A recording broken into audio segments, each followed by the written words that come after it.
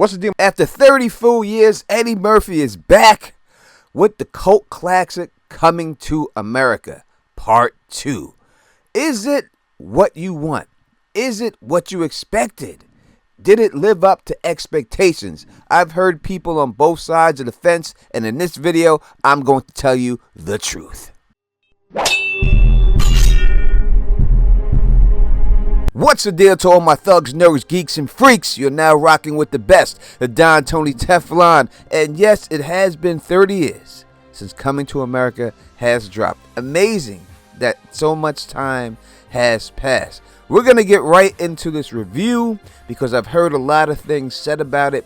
But before we do, if you can, please subscribe and click that bell so you can be notified every time I drop a new video. Also, thumbs up this video. With 500 thumbs up, that's how we trigger the YouTube algorithm. That's how this channel can grow. Let's get into exactly what this movie is about, and then we'll do the review. Since this movie was directed by the man who directed Dolomite, I had high expectations because I truly loved Dolomite. But basically what this movie is about is Akeem is ready to take the throne because his dad's about to pass away, but he does not have a male heir. And custom says that only a man can take the throne from another man. So he has to figure this out. His pops tells him that he does have a son in America, a bastard. And they stress that word bastard over and over again. So even though he has daughters, especially one who has been groomed to take the throne, he has no choice but to go out there, follow tradition, and find his bastard son. That's exactly what he does, and that's how the hijinks starts. That's a nutshell of this movie. Now let's get right into the review. Now when you have such a classic movie like Coming to America and they take so long, 30 years, so long to make a sequel, you know, when we look at the track record, they usually do not perform very well. And there's a lot of reasons why you could bring that up, but that's usually what happens. So obviously I went into this with not as high expectations. I did not think that it would be as good as Coming to America. I don't think it's fair to put that label on it. I did not go into it with those expectations thinking it would be better than the first Coming to America. All right. Number one thing a comedy has to do is make you laugh. That's the most important thing when you watch a comedy. And I will say that I had many laugh out loud moments watching it. When I watched this movie, I did so with a huge smile on my face. I'm over here grinning like Akeem the whole movie, going crazy, grinning, my teeth are showing, watching it. I'm all out there and excited. And that's because the second most important thing when you bring a movie like this back, can you maintain the original cast? Thank God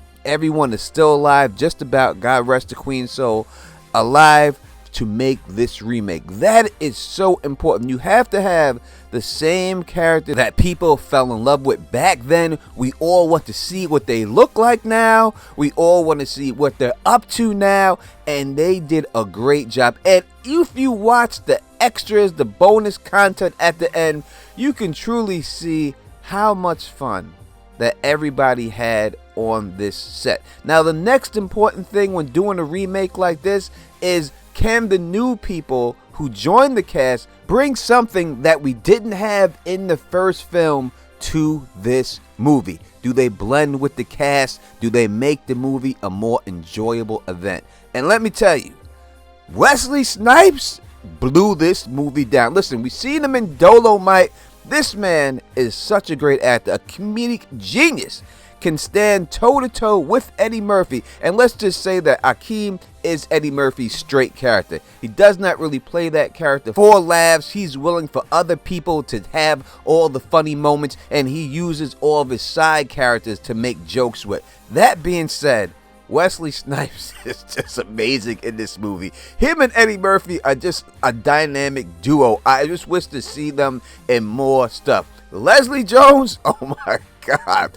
This was the best Leslie Jones I've seen in years. And Tracy Morgan is just in great form in this movie. I mean, the banter between him and Arsenio Hall, they could go and do a movie themselves, Tracy Morgan and Arsenio Hall, because they have such great chemistry. It is such a good movie to me because of these moments that we see. The background, the effects, everything, just the love that I felt on this movie set truly shine through. You could truly feel the great time and the happiness that everybody was who participated in this movie, how proud they were to be in this movie, and how much they wanted to make this movie shine. Let's say straight up, this is an Amazon movie. This was not a theatrical release, so it took that in order to make this movie so special.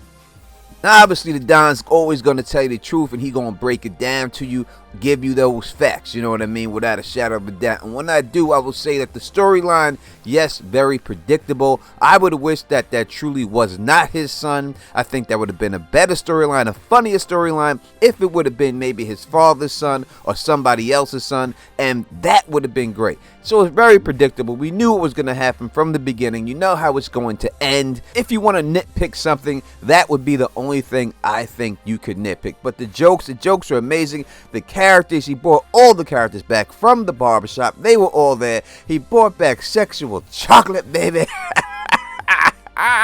It was all. The music in this movie was amazing. In Vogue, Salt and Pepper, goddamn Gladys, goddamn night. You know what I mean? Come on, man.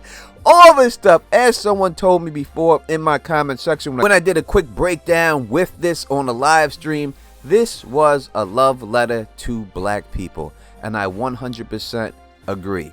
It hits us right where it needed to hit us. I love the movie.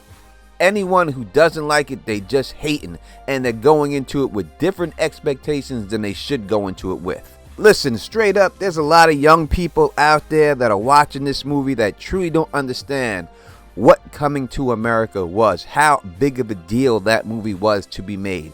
So the nostalgia factor just isn't there for them. But for people of my generation, people who aged along with this movie, they could not ask for anything more. You know, when they said the joke with, oh, get up Mutombo, I didn't really expect to see Mutombo standing there.